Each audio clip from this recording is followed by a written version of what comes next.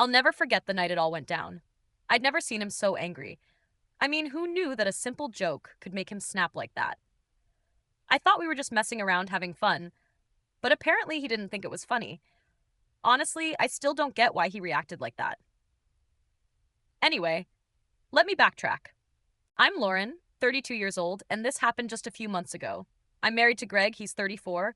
We've got two kids, Alex, who's 5, and Mia, who's 3. Life isn't exactly perfect, but we're doing fine, right? At least I thought we were. I mean, I've got my hands full with the kids, the house, and managing all the chaos, but Greg, he just kind of goes with the flow. He's the kind of guy who thinks everything's fine until it's not.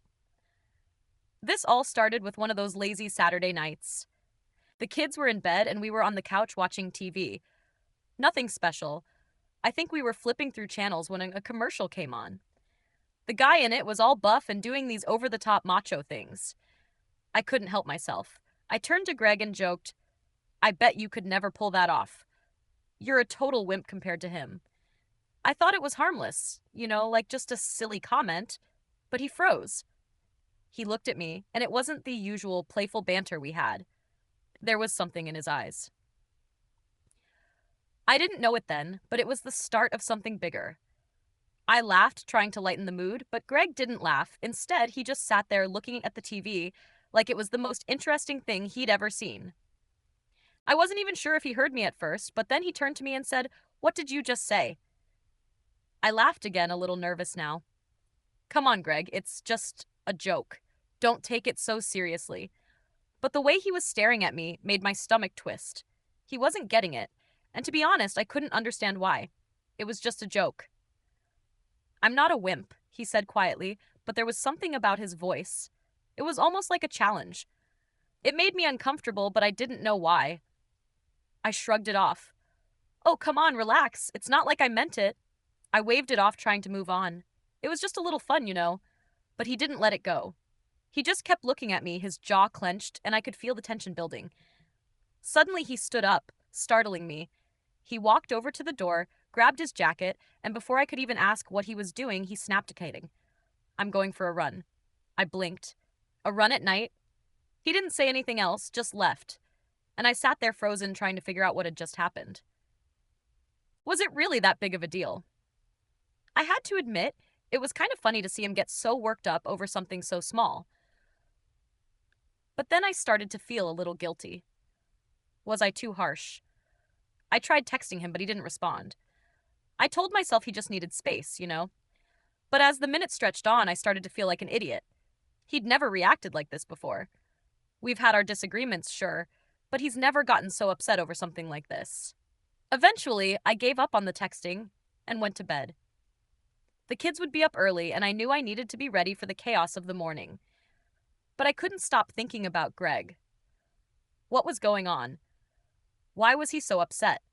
I convinced myself it was probably nothing. Maybe he was just stressed. The next morning, he came back home after his run, but he didn't say much. He was quieter than usual, almost like he was distant. He didn't even kiss me when he walked in, and that felt strange. It wasn't like him, but I didn't say anything. Instead, I just made coffee and went about my morning routine. I figured it would blow over, right? I mean, who could stay mad over a dumb joke like that? But the thing is, it didn't blow over. It was like the tension between us was building, just waiting for the next thing to set it off. And I'll be honest, at the time, I didn't care. I didn't see why I should apologize. After all, I hadn't done anything wrong. It was just a joke. I went on with my day, running errands, taking care of the kids, but Greg, he stayed in his office, hardly coming out. He didn't seem interested in talking. When I did see him, he'd give me short answers, and his body language was totally different. It was like he was a stranger. And then around dinner time, it all exploded. He snapped. He told me I had no respect for him, that I always belittled him with little comments, that I never took him seriously. He said I made him feel like a joke, and honestly, I was blindsided. I had no idea what he was talking about. I told him he was overreacting, but the more he talked, the more I realized he was actually upset. I felt this pit in my stomach, but at the same time, I still didn't think I'd done anything wrong. Sure, maybe it was a little mean, but who didn't joke around like that in a marriage? We always teased each other. Why was this different? But Greg didn't see it that way. He said I didn't respect him, and I didn't know how to fix it. I tried to tell him I didn't mean anything by it, but that didn't work. I still don't think it was that big of a deal. I mean, what's a little joke, right? But the more he went on, the more I started to see how serious this was to him, and deep down, I was starting to regret the way I handled it. But I wasn't ready to admit that, not yet. I couldn't believe what I was hearing as Greg stood there, his face red with frustration. It hit me. He was done. He wasn't just upset anymore, he was fed up. He'd had enough, and I didn't know how to handle it. You think this is all just some joke, don't you? He said, his voice getting sharper, but it's not. I'm done being the punchline of your little jokes. I can't keep living like this. I opened my mouth to defend myself, to brush it off like I always did, but he didn't let me. He just kept going. Every time we argue, it's the same thing. You don't take me seriously. You make fun of me. You don't respect me. His words were hitting me like a ton of bricks, but I wasn't ready to admit that I'd messed up. Not yet. Not in front of him. You think I'm just going to keep putting up with your neglect? He threw his hands up in frustration. I work hard. I try to keep this family going, and all you do is undermine me. You make me feel worthless. You make me feel like I'm just a joke. Well, guess what? I'm not going to keep doing this. I was standing there completely stunned. I didn't know what to say, and that feeling of guilt, that pit in my stomach, started growing. But I wasn't going to apologize, not yet. It was too soon. My instinct was to defend myself, to tell him I didn't mean it like that, but I was paralyzed. I didn't want to show weakness. I didn't want to be the one to admit I'd been wrong. And then he dropped the bomb. I'm done. I can't keep doing this. I need respect. I need respect. I need you to show me that you actually care about me and not just use me as a punch bag. You've got two choices. Either you change, really change, or I'm out. I'm not going to stay in a relationship where I feel like I'm constantly belittled, where I'm just your punching bag. My heart dropped. I felt like the room was spinning. I wasn't ready for this. I didn't think it was this bad. Sure, Greg had been distant, but I didn't think it was that serious. I thought it was just a little tension, a small bump in the road. I never imagined he would give me an ultimatum. He never had before. You're serious, I whispered, barely able to believe it. He nodded, his face cold, almost like I didn't matter anymore. You think I don't care about this family, but I do. I do more than you realize. But I can't keep feeling like this. I can't keep pretending everything's fine when I'm the butt of your jokes, when I'm the one who gets dragged through the mud. You need to show me you care, or I'm out. I felt like I was drowning. The thought of losing him, of being alone with the kids, having to deal with everything by myself, terrified me. I didn't even know how to respond. Part of me wanted to scream at him to tell him how unreasonable he was being, but I knew deep down I couldn't. The truth was, I hadn't been fair to him. Not really. I just didn't want to admit it.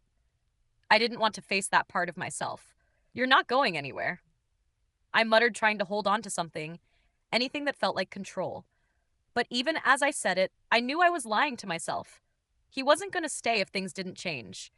Greg stood there for a long time, just looking at me, like he was waiting an apology, maybe an explanation. But I couldn't give him either. Not yet.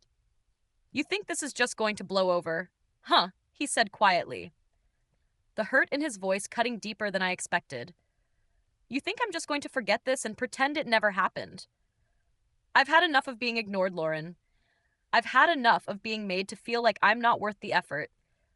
I didn't know what to say, and I didn't know what to do. I felt like the ground was slipping beneath me. The idea of Greg walking away, of me losing him and everything we built, hit me like a ton of bricks. I wanted to cry, but I held it in. I wasn't going to beg, not yet. He sighed, shaking his head before he turned around and walked out of the room. I stood there frozen as the sound of the door slamming echoed through the house. And just like that, everything had changed. I wanted to call him back, to say something, anything, but I didn't. I didn't know what to say. The kids were still asleep, but the silence in the house was deafening. I couldn't believe what had just happened. I sat down on the couch, trying to wrap my mind around what Greg had said. I didn't get it. How could a joke, just one stupid, offhanded joke, turn into something like this? I hadn't even realized the depth of what I was doing to him. I thought it was funny, but now I was starting to see that maybe I had crossed a line. But I wasn't ready to admit it. I just sat there, feeling the weight of his words settle over me. I didn't know how to fix this. I didn't know where to even start. I guess that's what it felt like to finally realize that you might lose something you care about, but not fully understand why until it's almost too late. I had no idea how to make it right, but something inside me told me that if I didn't figure it out soon, I really would lose Greg. And I wasn't ready for that, not yet. I didn't know what to do. The house felt like a prison. I kept replaying everything Greg had said, his words echoing in my head. The silence between us felt like a chasm, one I wasn't sure I could cross anymore. But I wasn't ready to admit that yet. I wasn't ready to face the reality Greg might really be gone. I spent hours pacing around the house, trying to think of what to do, what to say. Should I go to him, apologize? But I knew deep down that an apology wouldn't fix this. It wasn't just one joke, it was years of ignoring him, of dismissing his feelings, of taking him for granted. And I didn't know how to undo all of that. Around midnight, I heard the front door open. I froze. It was Greg. He walked in quietly, his face hard, like he wasn't sure what to say to me either. I felt a pang of regret hit me like a wave, but I couldn't find the words. He stood there for a moment, just staring at me. I'm not doing this anymore, Lauren. I can't be with someone who doesn't see me, who doesn't appreciate me.